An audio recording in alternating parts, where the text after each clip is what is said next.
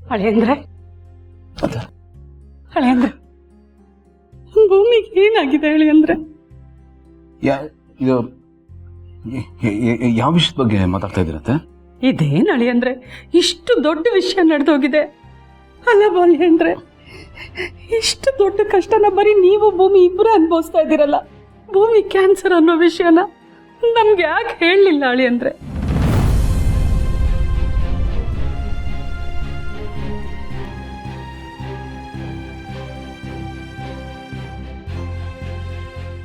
ಇಬ್ರು ಅತ್ತೆ ಹೇಳ್ತಾ ಇರೋದು ನಿಜಾನ? ಅದಕ್ಕೆ ನೀನು ಆಫೀಸಿಗೆ ಬರ್ತಾ ಇರ್ಲಿಲ್ಲ? ಯಾಕೆ ಬಿಗ್ರೋ ಇಷ್ಟೊಂದು ದೊಡ್ಡ ವಿಷಯನ ನಮ್ಮಿಂದ ಮುಚ್ಚಿಟ್ಟೆ? ಯಾಕೆ ಅಳಿಯಂದ್ರೆ? ಹೇಳಿ ಅಳಿಯಂದ್ರೆ, ಯಾಕೆ ಮುಚ್ಚಿಟ್ರಿ? ಭೂಮಿ ಕಂದ ಬಂಗಾರಿ ಹೇಗಿದ್ಯಾ ಅಮ್ಮ? ಯಾಕೆ ಮಗಳ ನನ್ನ ಹತ್ರ ಏನು ಹೇಳಲಿಲ್ಲ? ಯಾಕೆ ಹೀಗೆ ಮಾಡಿದೆ ನೀನು? ಈ ಅಮ್ಮನ ಹತ್ರ ಎಲ್ಲ ಮುಚ್ಚಿಟ್ಬಿಟ್ಟಿಯಲ್ಲ ಕಂದ. ಅಲ್ಲ ಅಳಿಯಂದ್ರೆ, ಇವಳು ಏನೇ ದುಃಖ ಇದ್ರು ಎಷ್ಟೇ ಕಷ್ಟ ಇದ್ರು ಹೇಳ್ಕೊಳಲ್ಲ ಅನ್ನೋ ವಿಚಾರ ನಿಮಗೂ ಗೊತ್ತು.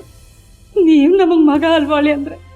ನೀವಾದ್ರೂ ಒಂದು ಮಾತು ಹೇಳ್ಬಾರ್ದಿತ್ತ? ಯಾಕೆ ಹೇಳಲಿಲ್ಲ ಅಳಿಯಂದ್ರೆ?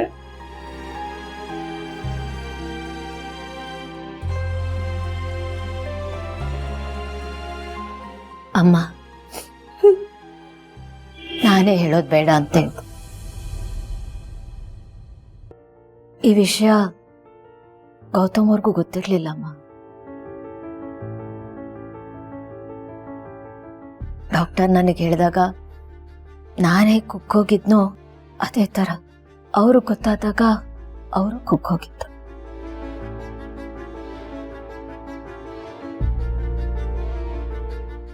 ಆದರೆ ಈ ಶಾಕಿಂದ ಮೊದಲು ಹೊರಗೆ ಬಂದಿದ್ದು ಅವರು. ಯಾಕಂದ್ರೆ ನನ್ನಲ್ಲಿ ಧೈರ್ಯ ತುಂಬಬೇಕಿತ್ತು, ನನಗೆ ಸಮಾಧಾನ ಮಾಡಬೇಕಿತ್ತು, ನನಗೆ ಟ್ರೀಟ್ಮೆಂಟ್ಗೆ ಒಪ್ಪಿಸ್ಬೇಕಿತ್ತು. ಅದಕ್ಕೆ ಎಲ್ಲ ಭಾರನೂ ಅವರೊಬ್ಬರೇ ಹೊತ್ಕೊಂಡ್ರು. ನೀನು ಅವ್ರ ಮೇಲೆ ಬೇಜಾರು ಮಾಡ್ಕೋಬೇಡ. ನೀನು ಬೇಜಾರು ಮಾಡ್ಕೊಳ್ಳಾಗಿದ್ರೆ ನನ್ನ ಮೇಲೆ ಬೇಜಾರು. ಇಲ್ಲ ಚಿನ್ನ, ಇಲ್ಲ ಕಣೆ.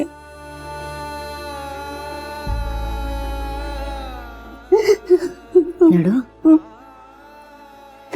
ಈ ವಿಷಯ ನಿನಗೆ, ಅಪ್ಪನಿಗೆ, ನನ್ನ ಮಕ್ಕಳಿಗೆ ಎಲ್ರಿಗೂ ಗೊತ್ತಾದ್ರೆ ನೀವೆಲ್ಲರೂ ಕುಕ್ ಹೋಗ್ತೀರಾ, ಕುಸ್ತು ಹೋಗ್ತೀರಾ ಅಂತ ಗೊತ್ತಿತ್ತು.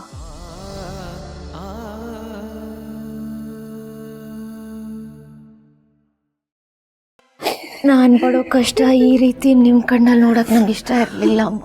ಅಯ್ಯೋ ಬಂಗಾರಿ, ನೀವೆಲ್ಲರೂ ನೆಮ್ಮದಿಯಾಗಿ ಇರಬೇಕು ಅನ್ನೋದಷ್ಟೇ ನನಗೆ ಆಸೆ. ಅದಕ್ಕೆ ನಿಮ್ಗೆ ಯಾರಿಗೂ ಹೇಳಬಾರ್ದು ಅಂತಾನೆ ಗೌತಮ್ ಅವ್ರ ಹತ್ರ ನಾನು ರಿಕ್ವೆಸ್ಟ್ ಮಾಡ್ಕೊಂಡೆ. ಅದಕ್ಕೆ ಅವ್ರು ಯಾರಿಗೂ ಏನೂ ಹೇಳಿಲ್ಲ. ಪ್ಲೀಸ್ ಅವ್ರ ಮೇಲೆ ಯಾವ ಅಪರಾಧನೂ ಓರ್ಬೇಡ.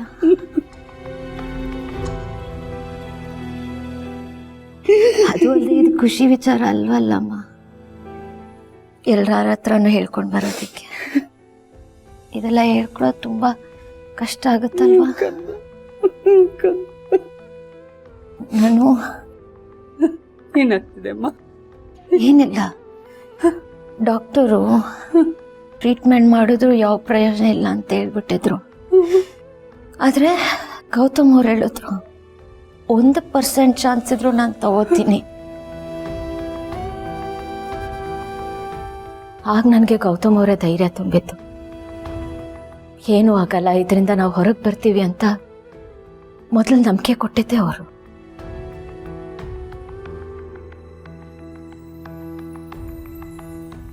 ಇವತ್ತು ಮೊದಲನೇ ಟ್ರೀಟ್ಮೆಂಟ್ ಮುಗಿಸ್ಕೊಂಡು ಬಂದಿದ್ದೀನಿ. ಸ್ವಲ್ಪ ವೀಕ್ ಆಗಿದ್ದೀನಿ, ಹೋಗಿ ರೆಸ್ಟ್ ಮಾಡ್ಲಾ? ಹೋಗು ಚಿನ್ನ, ನೀನು ಅಳ್ಬೇಡ ಸರಿನಾ? ಇಲ್ಲ ಚಿನ್ನ, ನಾನು ಹೋಗಿ ರೆಸ್ಟ್ ಮಾಡ್ತೀನಿ.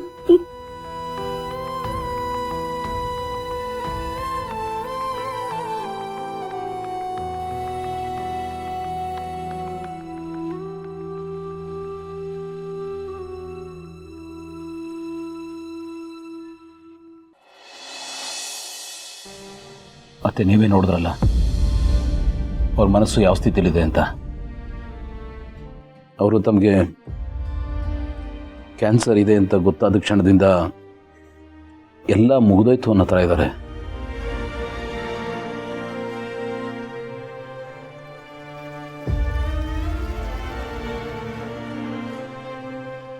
ಟ್ರೀಟ್ಮೆಂಟ್ ಮಾಡಿಸ್ಕೊಳ್ಳೋದಕ್ಕೆ ಒಪ್ತಾ ಇರಲಿಲ್ಲ ಅತ್ತೆ. ನಾನು ಪ್ರತಿ ದಿವಸ ಅವ್ರಿಗೆ ಧೈರ್ಯ ತುಂಬಿ ಮಾತಾಡಿ ಟ್ರೀಟ್ಮೆಂಟ್ ತಗೊಳ್ಳೋಕೆ ಒಪ್ಸಿದ್ದೀನಿ. ಈಗ ಮೊದಲನೇ ಹೆಜ್ಜೆ ಇಟ್ಟಿದ್ದಾರೆ. ಈಗ ನಾವು ಅವ್ರನ್ನ ಭಯಕ್ಕೆ ತಳ್ಳೋ ಯಾವುದೇ ಕೆಲಸನೂ ನಾವು ಮಾಡಬಾರ್ದು, ಯಾವುದೇ ಕಾರಣಕ್ಕೂ ಮಾಡಬಾರ್ದು.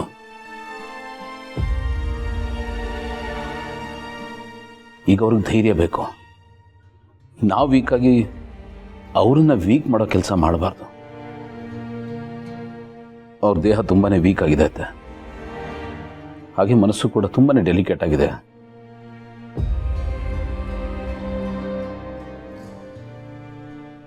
ಒಂದು ಚಿಕ್ಕ ಮಾತು, ಒಂದು ಚಿಕ್ಕ ರಿಯಾಕ್ಷನ್ನು, ಒಂದು ಚಿಕ್ಕ ನೆಗೆಟಿವಿಟಿ ಅವ್ರ ಮೇಲೆ ತುಂಬಾ ದೊಡ್ಡದಾಗಿ ಎಫೆಕ್ಟ್ ಮಾಡುತ್ತೆ.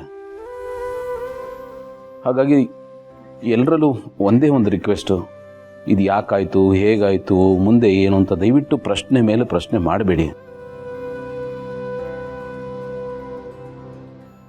ಈಗ ಅವ್ರಿಗೆ ಬೇಕಾಗಿರೋದು ಪ್ರಶ್ನೆಗಳೆಲ್ಲ ನಮ್ಮ ಸಪೋರ್ಟು, ಕರುಣೆ ಅಲ್ಲ ಧೈರ್ಯ, ಭಯ ಅಲ್ಲ ಕಾನ್ಫಿಡೆನ್ಸ್ ಬೇಕು.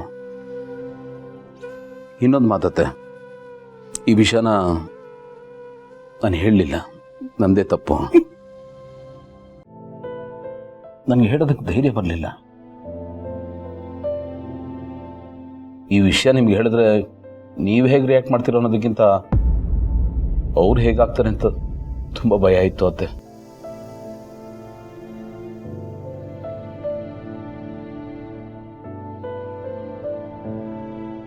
ನಿಮ್ಮ ಕಣ್ಣಲ್ಲಿ ಕಣ್ಣೀರು ನೋಡಿದ್ರೆ ಅವರು ಕುಗ್ಗಿ ಹೋಗ್ತಾರೆ ಅಂತ ಗೊತ್ತಿತ್ತು, ಅದಕ್ಕೆ ಮುಚ್ಚಿಟ್ಟಿದ್ದೆ. ಐ ಆಮ್ ಸಾರಿ ಅತ್ತೆ. ದಯವಿಟ್ಟು ಅವ್ರ ಮುಂದೆ ಕಣ್ಣೀರು ಹಾಕಬೇಡಿ, ಪಾಪ ಅನ್ನೋ ದೃಷ್ಟಿಯಿಂದ ನೋಡಬೇಡಿ. ಅವ್ರಿಗೆ ನಾವು ಪೇಷಂಟ್ ಅನ್ನೋ ಫೀಲಿಂಗ್ ಬರಬಾರ್ದು. ಮನೆಯವರು ಏನೂ ಆಗಿಲ್ಲ ಅನ್ನೋ ಫೀಲಿಂಗ್ ಕೊಡಬೇಕು. ಇದು ನಮ್ಮೆಲ್ಲರ ಜವಾಬ್ದಾರಿ. ಈಗ ನಾವು ಈ ಕಷ್ಟನ ದಾಟಬೇಕು ಅಂದರೆ ನಿಮ್ಮೆಲ್ಲರ ಸಹಕಾರ ಬೇಕು. ದಯವಿಟ್ಟು ನಾನು ಹೇಳಿದ್ದನ್ನು ಮಾಡಿ.